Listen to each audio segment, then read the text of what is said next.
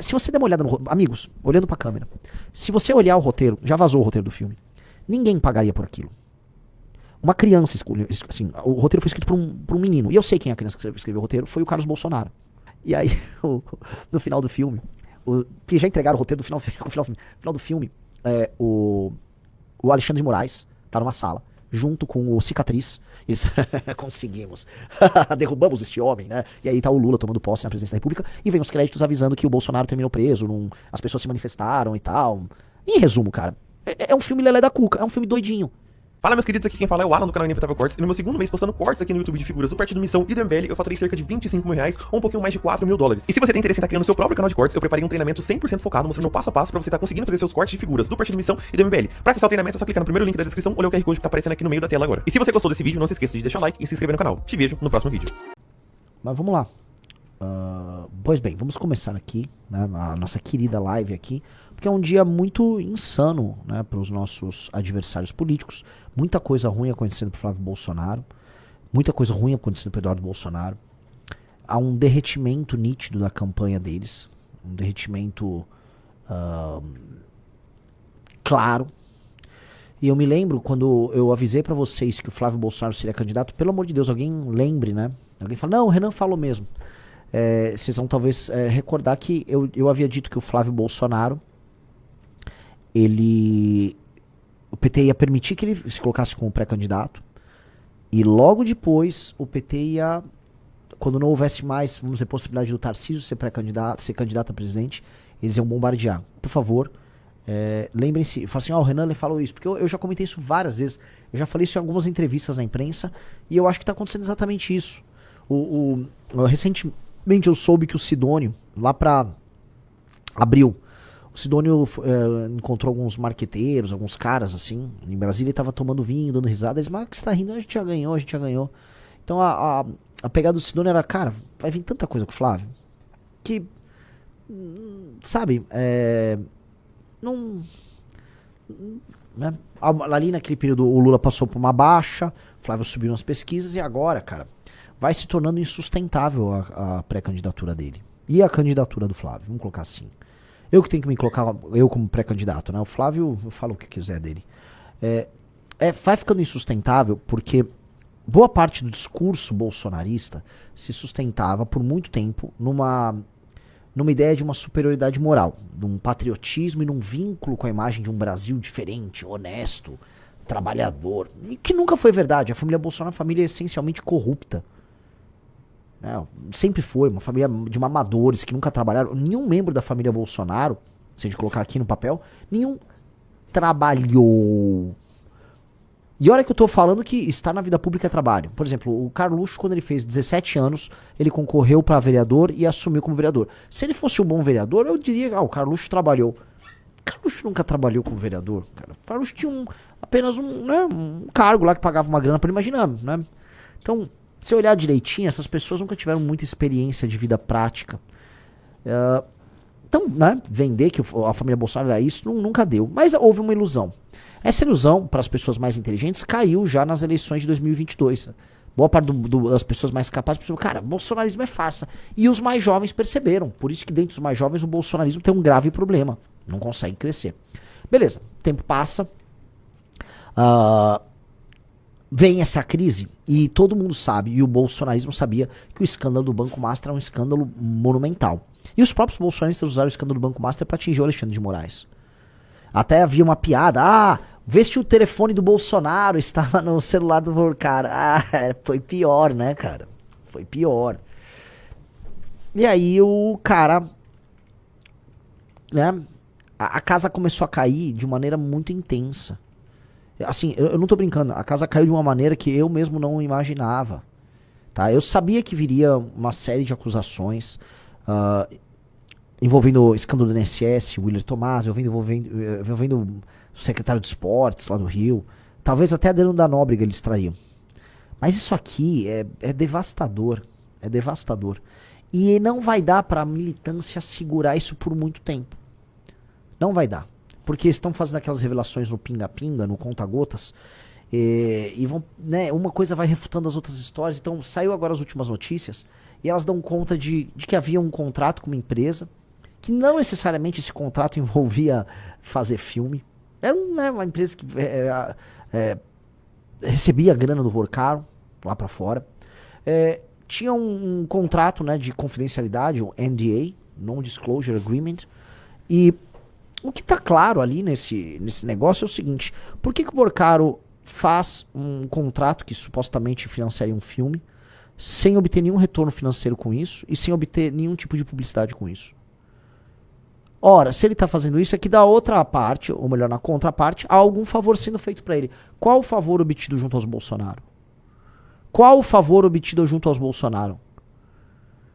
Isso eles precisam responder. Foram coisas obtidas durante o governo dos Bolsonaro? Foram favores obtidos junto ao então presidente do Banco Central? Que foi nomeado pelos Bolsonaro e era amigo deles? Eu estou fazendo só perguntas, não estou fazendo nenhuma acusação. Estou só levantando perguntas porque é importante levantar agora. O que ninguém respondeu ainda, e é o que a imprensa e a investigação tem que pegar, é qual a contraparte? O que os Bolsonaro entregaram para Vorkaro? Vorkaro, todo mundo sabe, é especialista em comprar autoridades. Vorkaro passou todo o trabalho dele adquirindo, como se fosse um colecionador, todas as autoridades da República. Comprou gente do PT, comprou gente do Centrão, comprou gente do STF e está comprando os Bolsonaro. E está provado aqui. Ninguém gasta tanto dinheiro à toa. Alguém de humor mais agudo diria, ele gastou mais nas festas do que com os Bolsonaro.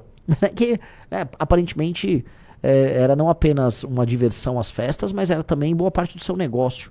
As festas eram o maior investimento de marketing que o senhor Vorkaro tinha. Por um cara que é um estelionatário como ele, investir no lifestyle é muito importante, tá? Veja, o Rizzo está trazendo aqui, né, uma notícia sobre isso. Eduardo Bolsonaro muda a versão e disse que aplicou $50 mil em filme que teve recursos de Vorkaro. A explicação foi dada após o site Intercept publicar na sexta-feira que esse deputado atuou como... Tá, assim, $50 mil? O ex-deputado federal Eduardo Bolsonaro mudou a versão sobre sua participação no financiamento, blá blá blá. Sermão, blá blá blá blá. Num vídeo republicado nas redes sociais, o deputado admitiu ter investido $350 mil num longa provenientes da receita obtida com a venda de um curso e que posteriormente recebeu de volta essa quantia. Eduardo Bolsonaro não esclareceu como e quem lhe pagou a restituição dos valores inicialmente destinados ao projeto. Ele também reconheceu ter constado como produtor executivo num contrato antigo com a produtora responsável pelo filme. Na quinta-feira ele negou ter publicado dinheiro no projeto. Não existe qualquer posição de gestão. Ou seja, ele vai mudando.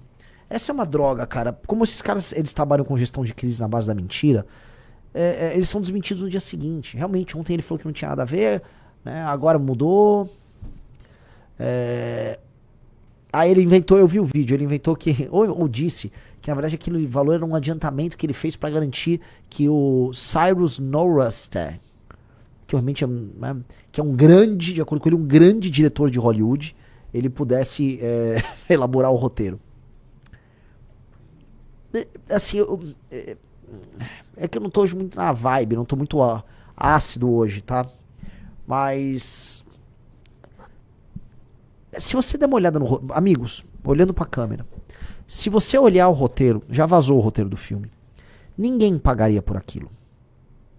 Uma criança escolheu, assim, o roteiro foi escrito por um menino, e eu sei quem é a criança que escreveu o roteiro, foi o Carlos Bolsonaro.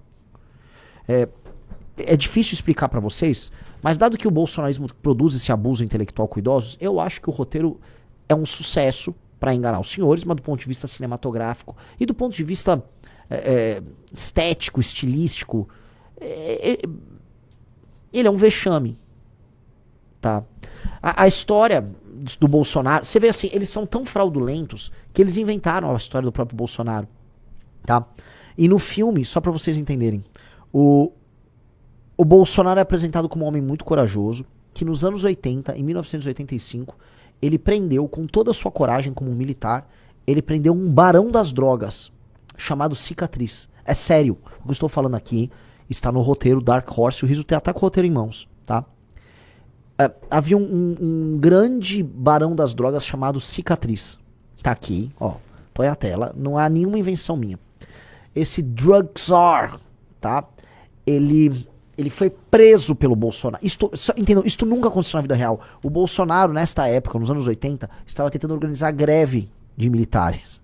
tá? Ele foi expulso das Forças Armadas Brasileiras, tá? Ele teve que ser aposentado ali, tá? Pois bem, aí o Cicatriz, como é realmente um roteiro de retardado, ele fala, Bolsonaro, um dia eu vou me vingar. E aí o senhor Cicatriz, tá? Eu tô lendo aqui, o Rios botou um pedaço do gente, é patética essa história. Aí o Cicatriz, ele fica nos bastidores tramando pra se vingar do Bolsonaro. Até que ele consegue. Cicatriz contrata Aurélio, que vem ser o Adélio. E aí ele tenta matar o Bolsonaro, mas não consegue. Ele não consegue matar o Bolsonaro. E aí, no final do filme, que já entregaram o roteiro do final do filme, o Alexandre de Moraes tá numa sala, junto com o Cicatriz. Eles conseguimos, derrubamos este homem, né? E aí tá o Lula tomando posse na presidência da República e vem os créditos avisando que o Bolsonaro terminou preso, as pessoas se manifestaram e tal. Em resumo, cara, é um filme lelé da cuca, é um filme doidinho. Pô, assim, se você tá fazendo um filme biográfico, em muitos filmes biográficos existem romantizações, existem personagens inventados, tá? Mas assim, é um filme biográfico de uma personalidade política. A história verdadeira já era interessante. Veja, olha só o que eu tô falando. Já era interessante. O Bolsonaro realmente foi um dark horse. É um caso engraçado, é um caso curioso, como um país elegeu um idiota como ele. Beleza. Pra que inventar? O Bolsonaro nunca prenderia. A única vez que o Bolsonaro teve diante, vamos dizer, de um criminoso armado, foi um assaltante que viu o Bolsonaro de moto, rendeu o Bolsonaro, tirou a arma do Bolsonaro. E o Bolsonaro, socorro. Foi isso. É muito tosco. É muito tosco. Assim, isso aí é de chocar, cara.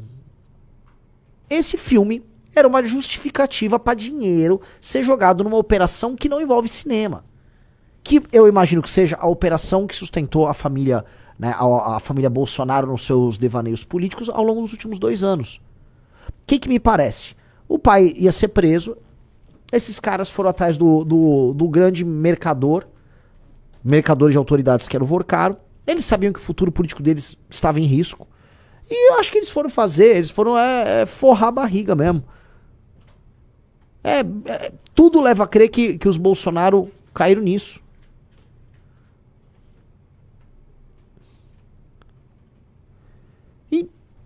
E são números assustadores, tá? E voltando para as eleições, por que eles são... Porque nós temos que falar na morte do bolsonarismo. Não há possibilidade da parte deles de fazer um enfrentamento ao Lula. Porque em todas as categorias que eles forem disputar com o Lula, é pau a pau ou perdem. E esta é a verdade.